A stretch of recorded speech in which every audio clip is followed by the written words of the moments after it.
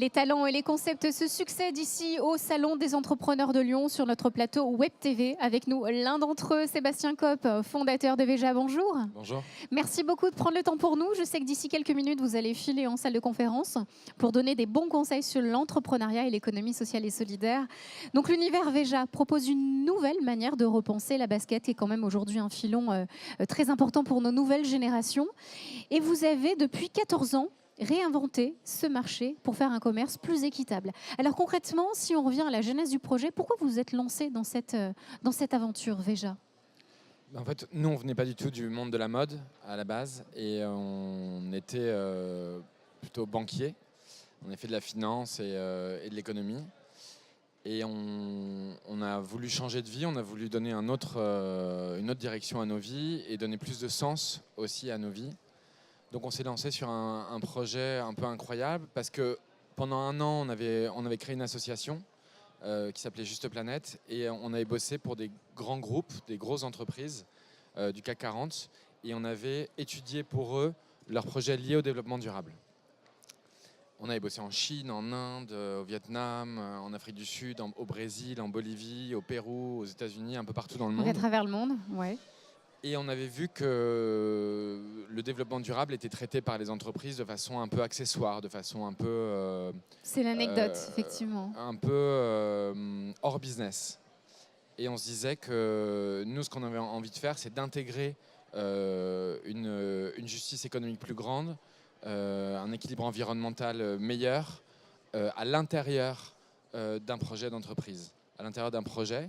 Et on s'est dit quoi de mieux qu'une paire de baskets, qui est un produit de notre génération, quoi de mieux qu'une paire de baskets pour essayer de montrer que un autre monde est possible ou une autre façon de faire les choses est possible.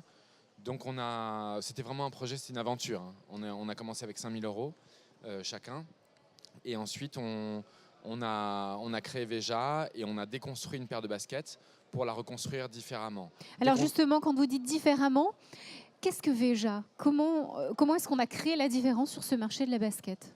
Veja, c'est simple, c'est déconstruire une paire de baskets qu'on a designées pour se demander de quel matériau elle est constituée et retracer vers l'amont la chaîne des matériaux pour, à chaque fois, essayer de trouver des matériaux plus écologiques, plus équilibrés socialement. Donc en incorporant plein de... à l'époque, on appelait ça concept, mais plein d'actions différentes. C'est-à-dire que, par exemple, on a commencé avec une basket en toile. Et la toile, qu'est-ce que c'est ? C'est du coton, question qu'on ne s'était jamais posée avant. Le coton, qu'est-ce que c'est ? C'est une des plantes qui utilise le plus de pesticides d'où au elle monde. vient, comment est-ce qu'il est traité ? Et du coup, pourquoi pas essayer de faire une basket en coton bio ? Et pourquoi pas essayer de faire une basket en coton bio issu du commerce équitable ? Le commerce équitable, c'est rééquilibrer les rapports entre producteurs et clients. Donc vous avez pu cocher sur votre liste de souhaits différents concepts et surtout principes éthiques pour pouvoir mener à bien ce projet Veja. Aujourd'hui, la sauce a pris, après 14 ans. Quels sont les chiffres clés de l'entreprise ? On n'a pas coché, hein. On est des allé sur envies, le terrain. Voilà, ce que je veux dire, c'est que vous avez peut-être aussi des terrain. envies et de se dire on va essayer d'aller au maximum de ce que l'on peut. C'était peut-être un peu ça l'idée aussi. Ouais, l'idée aussi c'était de faire un projet très terrain. D'aller en Amazonie pour voir comment on cultivait le caoutchouc naturel dans la forêt. C'est-à-dire que c'est seringueiros, des gens qui récoltent le caoutchouc naturel.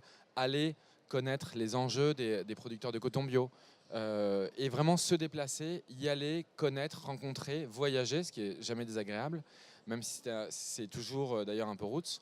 Et c'est vraiment connaître d'autres réalités, affronter d'autres réalités que les réalités d'une entrepreneur ou d'un entrepreneur aujourd'hui en France, à Paris, voilà, etc. ou dans votre secteur, de faire une basket à bas coût et de la revendre plus de 100 €.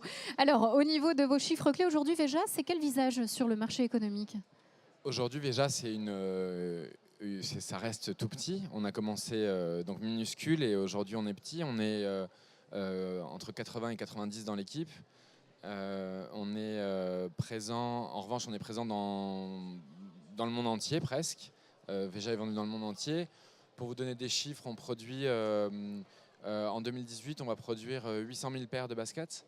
En tout, on a produit peut-être 3 ou 4 millions de paires depuis le début. Déjà, Donc d'une aventure en 2005, c'est devenu un projet d'entreprise et une entreprise à part entière, et une marque à part entière. effectivement, et c'est pour ça que vous êtes invité au Salon des entrepreneurs de Lyon, Auvergne-Rhône-Alpes. Alors, entreprendre, effectivement, il faut savoir bien s'entourer.